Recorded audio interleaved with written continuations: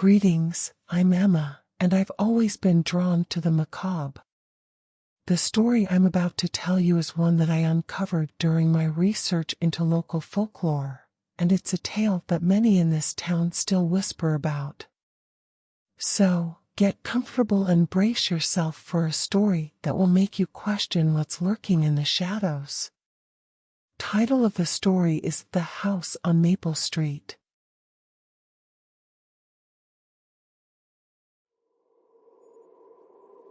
For as long as anyone could remember, the house on Maple Street had been abandoned.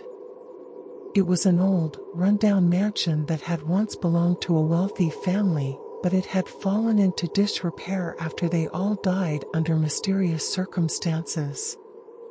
Some said that the house was cursed, that anyone who entered it would never leave alive. Others said that it was haunted by the ghosts of the family who had died there.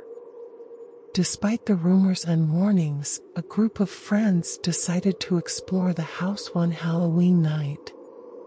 They were teenagers, looking for a thrill, and they thought it would be fun to see if the stories were true.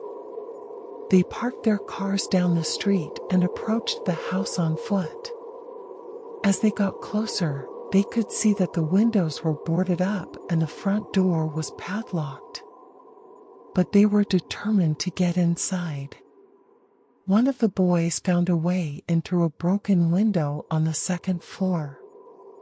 The others followed him, climbing up a nearby tree to reach the window. As they entered the house, they felt a chill in the air. The interior was dark and musty, with cobwebs hanging from the ceiling and dust covering the furniture. They split up, exploring different rooms and hallways. The house was enormous, with many rooms and hidden passageways. It was easy to get lost, and the darkness made it difficult to see. After a while, they began to hear strange noises. Footsteps echoed through the empty halls, and doors creaked open and shut.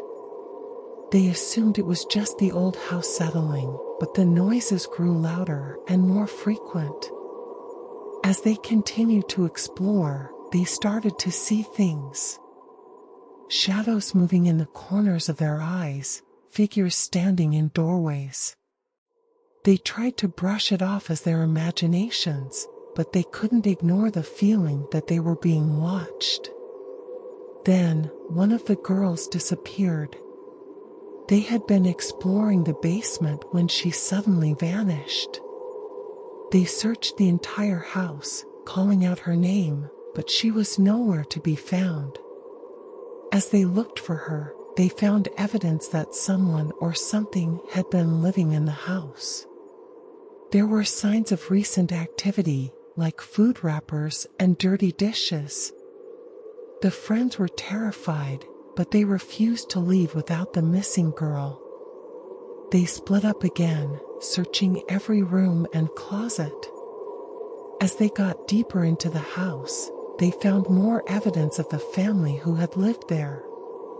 Old photographs on the walls showed smiling faces, but the eyes seemed to follow them as they passed. Finally, they found the missing girl.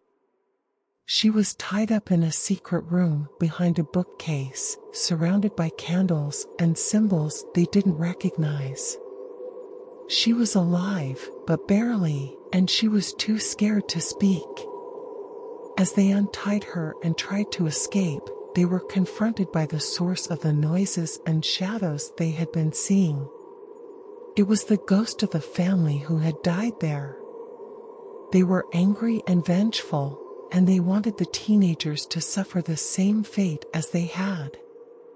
The friends fought back, using anything they could find as weapons. They managed to escape the house, but they were never the same. They were haunted by the memories of what they had seen, and they knew that they had come dangerously close to losing their lives. Years later, the house on Maple Street was torn down.